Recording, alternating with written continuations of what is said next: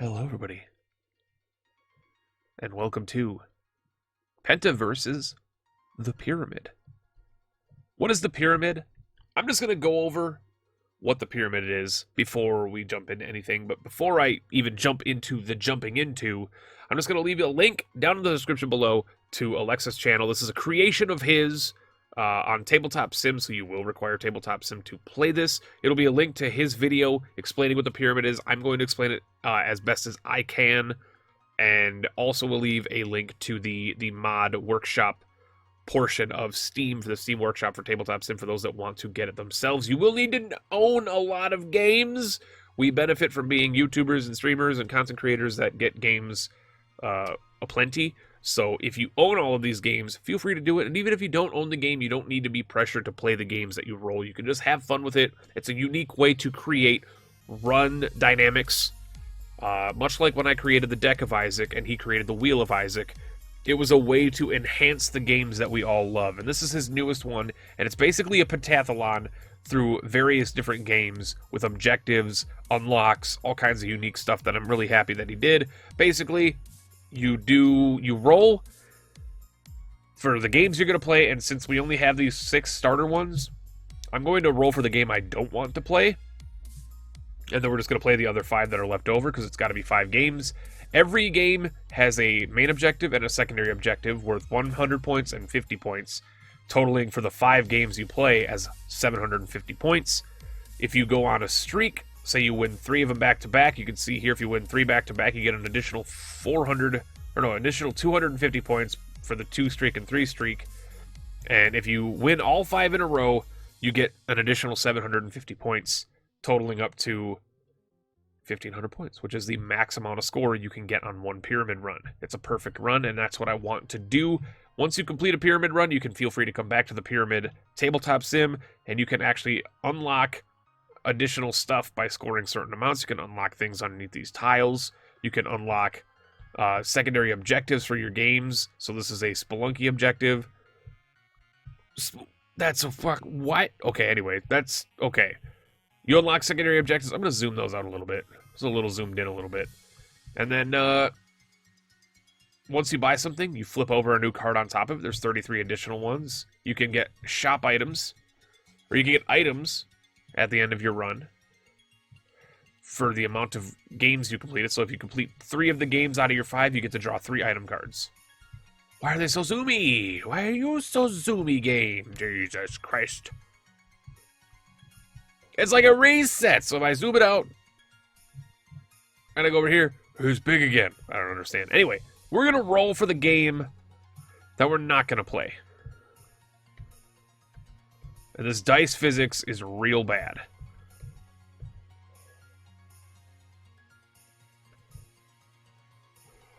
Oh. It was so close to landing on Spelunky, man. It was so close to landing on Spelunky. Which is the only game, well, maybe not the only game, but it is definitely out of the 5 main games, not counting the mystery cards, out of the 5 main games, Spelunky is my one gimme, right? It's my one gimme. Of the unusual crew members who are going to be playing and attempting the runs at the pyramid, I have probably the strongest chance of Spelunky. I'm probably by leaps and bounds the best Spelunky player amongst the crew. However, wait, what? I don't understand how this means. Wait, what? When an item is bought from the shop, flip a new card out of the top pile into its available spot.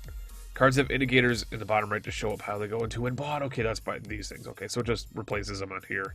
But the price doesn't change. So the middle is going to be expensive. The outsides are going to be cheap. So you might as well just buy all the outside ones. I don't know. But yeah, we're going to go Slay the Spire is the game that we're not going to play. So we actually get to choose Binding of Isaac, Enter the Gungeon, Bumbo, and Mystery Game and Spelunky to be the games. I'm actually going to just shuffle everything 4 times for good luck. 1, 2, 3, 4. That was actually 3. There's 4. So that I don't know if he didn't shuffle them before. He should set up an auto shuffle. Alexa, if you're watching this, set up an auto shuffle for your damn decks. It's not that hard. You know Tabletop Sim. Set up an auto shuffle. So that when people load it, they auto shuffle. So Spire's out. We're not going to do Spire. So let's actually check. Get out of here, Gungeon. The dice physics. The dice physics. Even picking it up makes it go wonky. What is it, anyway? Binding of Isaac. Our main objective for Binding of Isaac. Win the run starting as Isaac. Okay, we start out easy. Secondary objective. Beat Hush. And if you cannot make it to Hush, you do not get points for this challenge. Wait. Beat Hush and beat the Dark Room? Or if you cannot make it to Hush, you don't get points for it, but then you can beat the Dark Room to get the points back? I'm going to have to, before we start the actual runs, because this is going to be its own video. Me rolling my run is going to be my own video, and then the first run should be uploaded the second you finish watching this video. The first one should be right after it on my uploads. So be sure to check that out right away. I will be uploading the first run of a game as its own video right after this. Is going to be basically 5 videos. It's going to be a week-long freaking pyramid run. But I'm going to have to ask him what the tendency is here, because it says beat Hush, beat the Dark Room at 2 different parts of the card, but it says beat Hush. If you cannot make it to Hush, you do not get points for it. But then it also says beat the Dark Room. So it should say beat Hush and the Dark Room. If you cannot make it to the Hush, you do not get points for this challenge. Because the way this reads right now, it feels like you could beat the Hush to get the points, or you could beat the Dark Room to get the points. I'm going to have to ask him, because that's a little confusing. But at face value, it's a little bit wonky. But Isaac, starting as Isaac. Notice it says starting as Isaac, so I can Dark Judas if I wish. Starting as Isaac with the D6 and beat Hush. That's kiddie pool. Gungeon, beat the Dragon as the Marine. How easy of a run would that be? Have a total of 8 HP at some point. Hearts and armor included. Okay, so have a total of 8 HP. I'm assuming that means 8 total hearts, not 8 HP. Because you start with 6 HP. I don't know if he realizes that you start with 6 HP by default. Each heart is 2 hits. Each heart is 1 HP. So if he's really saying 8 HP, that's only the first heart upgrade you get from the first Flawless. I'll have to ask him about that one too, because that might be some wording issue. Because you start with 3 hearts, each heart being 1 HP. You start with 6 HP, so that's only 1 HP upgrade or 1 armor. So technically, as the Marine, I already beat the secondary objective because he starts with an armor. That seems a little bit wonky.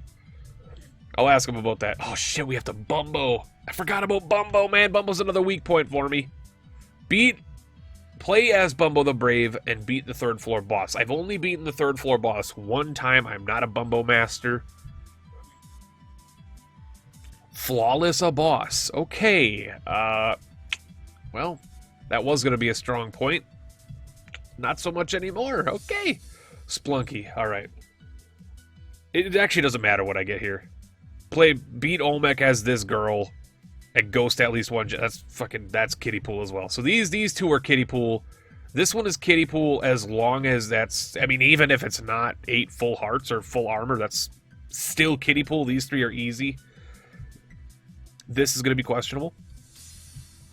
I don't even know if I can beat the 3rd floor boss on Bumbo. I might just lose the whole 150 here. And a mystery card. This could be anything. I'm going to have to install a game. I feel like I'm going to have to install a game. God damn it. Play solos or duos, score 5 goals in 3 games? You're going to make me... Well, you're going to make me... I don't have Rocket League. We have to reshuffle this. I don't... No. We have to reshuffle that. I'm fine installing a game. If I don't own the game, that's not okay. Finish a course of your choice with a score of 60 or less. On Golf with Your Friends. Okay, that I can do. Okay, so we got win a run starting as Isaac, beat the Hush. Dragon as Marine with 8 HP total. Bumbo the Brave 3rd floor boss, and we have the Flawless one of the 3 bosses. Olmec as, I call her Shaniqua. And Ghost at least 1 gem, super easy. And then finish a score with a score of 60 or less on a course of my choice in Golf with Your Friends. That is our pyramid run, ladies and gentlemen. That is our pyramid run. I'm going to screenshot this. How do you screenshot again? I'll screenshot this after the video's over, because I forgot how to screenshot in Tabletop Sim. But anyway, that is the run. In the order that I'm going to do them. Oh, you got to start with Bumbo, right? You got to start with Bumbo. You got to start weak, because the rest of them are going to be strong.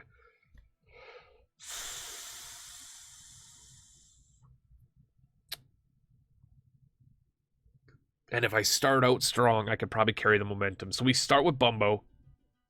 Bumbo is 1. Let me get a quick draw here. Vector point? No, we got draw. Where's the draw? Line? Is it this? Is this draw? No. Where's just the erase? Okay, this is 1.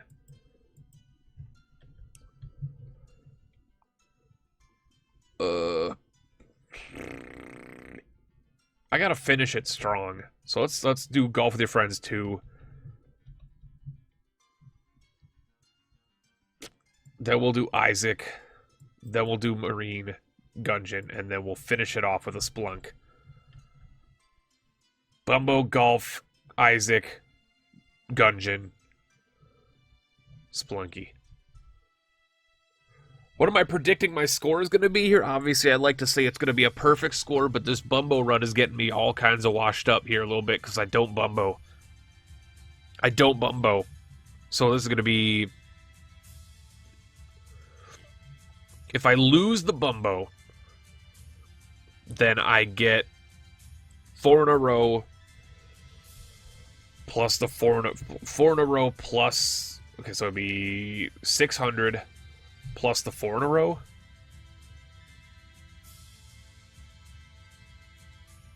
$10.50. So it'll be $1,050.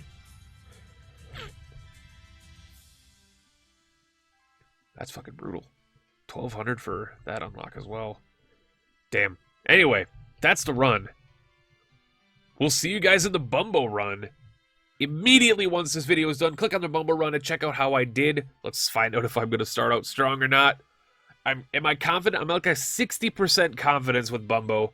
The standard character is far easier, in my opinion, than every other character in that game. So starting as Bumbo the Brave is significantly easier than the other 2 that I have unlocked. Maybe 3 that I have unlocked. I haven't played it since November.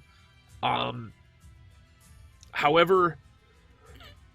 I have horrible memories of the 2nd and 3rd floor in that game being atrocious, and I don't like the game that much. So I have to pull through on Bumbo to get a perfect score here. Everything else I can ace. Bumbo's questionable. We'll see you guys in the Bumbo run. Thank you for watching this. Hope you guys are excited for this pyramid run. It's going to be a long week of stupid nonsense, but be sure to get the pyramid yourself, and we'll see you in the Bumbo run. Catch you guys later.